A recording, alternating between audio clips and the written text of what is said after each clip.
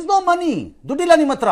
ಯಾವನಿ guarantee scheme ಮಾಡಿದ ಅವನು ಕಪಾಳಕ್ಕೆ ಹಾಕ್ಬೇಕು ಅಂತ ಅವತ್ತು ಹೇಳಿದೀನಿ, ಇವತ್ತು ಹೇಳ್ತೀನಿ, ಕಪಾಳ ಕೊಡಿಬೇಕು ಅವನಿಗೆ ಅಂತ. ಗ್ಯಾರಂಟಿ ಸ್ಕೀಮ್ ಬಗ್ಗೆ ಅಲ್ಲ, the way it was designed, the way it was brought in and the arrogance of Congress party and its leaders ಇದನ್ನ ಇಂಪ್ಲಿಮೆಂಟ್ ಮಾಡುವಾಗ ಅವತ್ತು ಹೇಳಿದ್ರು ಕೇಳಲಿಲ್ಲ. ನಿಮ್ಮ ಆರೋಗೆನ್ಸ್ ಇಂದ ಈ ಪರಿಣಾಮಕ್ಕೆ ಬಂದಿದ್ದೀರಿ ಇವತ್ತು. ಲುಕ್ ಅಟ್ ದಿ ತಮಾಷಾ ನಿಮ್ದು.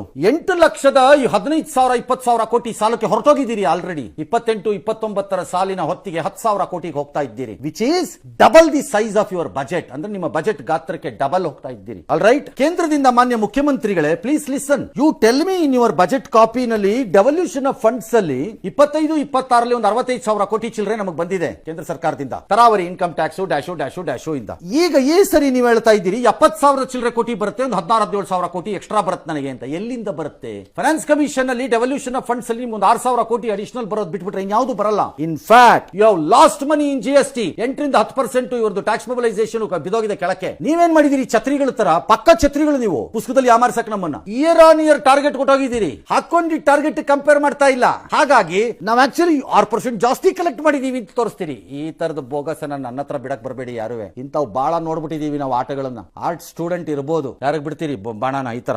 ಹಾಗಾಗಿ ಸಿಗಾಕೋತಿರೋದು ನೀವು. ಅಲ್ಲಿಲ್ಲ ದುಡ್ಡು. ಅಗೈನ್ 4,000 ಕೋಟಿ 5,000 ಕೋಟಿ ನಿಮಗೆ ಸ್ಟಾಂಪ್ಸ್ ಅಂಡ್ ರಿಜಿಸ್ಟ್ರೇಷನ್ ಅಲ್ಲಿ ಹೊಟ್ಟೋಗಿದೆ. You are looking it on additional 5,000 crores 5,000 ಕೋಟಿ ಅಡಿಷನಲ್ 29,000 ಕೋಟಿ ಕೇಳ್ತಾ ಇದ್ದೀರಿ ಈ ಸರಿಗೆ. ಎಲ್ಲಿಂದ ಬರಬೇಕು? ನಿಮ್ದು ಎ ಖಾತಾ ಬಿ ಖಾತಾ ಮತ್ತು ನಿಮ್ಮ ಡೆಪ್ಟಿ ಚೀಫ್ ಮಿನಿಸ್ಟರ್ ಅದೇನೋ ಅಕ್ರಮ ಸಕ್ರಮ ಅದ್ರಲ್ಲಿ ಬರಬೇಕು. ಅದು ಬರುತ್ತೇನೋ ಗ್ಯಾರಂಟಿ ಇಲ್ಲ. We don't know.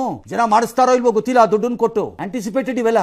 ₹1 ಮಾನ್ಯ ಮುಖ್ಯಮಂತ್ರಿಗಳು ಕೊಟ್ಟಿರೋ ಪಿಕ್ಚರ್ ಪ್ರಕಾರದಲ್ಲಿ 20 ಪೈಸೆನ ಸಾಲ ಮತ್ತು ಬಡ್ಡಿಗೆ ಕೊಡ್ತಾ ಇದ್ದೀರಿ. 20 ಪೈಸಾ ₹1. ಅದರ್ ಜನರಲ್ ಸರ್ವಿಸಸ್ಗೆ 18 ಪೈಸಾ. ಅದರ್ ಜನರಲ್ ಸರ್ವಿಸಸ್ ಅಂದ್ರೆ ಬೇರೆ ಪಿಂಚಣಿಗಳು ಡ್ಯಾಶು ಕೆಲವು ಸಂಬಳಗಳು ಈ ತರ ಎಲ್ಲವೂ ಬರಬಹುದು ಅದರಲ್ಲಿ. ಅದರ್ ಎಕನಾಮಿಕ್ ಸರ್ವಿಸಸ್ ಒಂದು 14 ಪೈಸಾ. ಅದು ಎಗೈನ್ ಸಾಲ, ಗ್ರಾಂಟು, ರಿವರ್ಸು, ವಾಪಸ್ ಕೊಡೋದು, ಲೋ ಇದರಲ್ಲಿರೋದು ಅದೆಲ್ಲ ವಾಪಸ್ಸು ಎಲ್ಲ ಸೇರಿದ್ರೆ 52 ಪೈಸಾ ಆಯ್ತು. ಇಲ್ಲಿ ಕೈಯಲ್ಲಿರೋದು ನಿಮ್ಮ ಹತ್ರ 48 ಪೈಸಾ. 48 ಪೈಸದಲ್ಲಿ 15 ಪೈಸಾ ಸೋಷಿಯಲ್ ವೆಲ್ಫೇರ್ಗೂ ಎಜುಕೇಶನ್ಗೂ 10 ಪೈಸಾ ಹಾಕಿದ್ರೆ 25 ಪೈಸಾ ಎಗರೋಯ್ತು. ಅದರಲ್ಲೂ ಈಗ ಎಜುಕೇಶನ್ ಅಲ್ಲಿ 10 ಪೈಸದಲ್ಲಿ 6 ಪೈಸಾ ಸಂಬಳಕ್ಕೆ ಹೋಗುತ್ತೆ.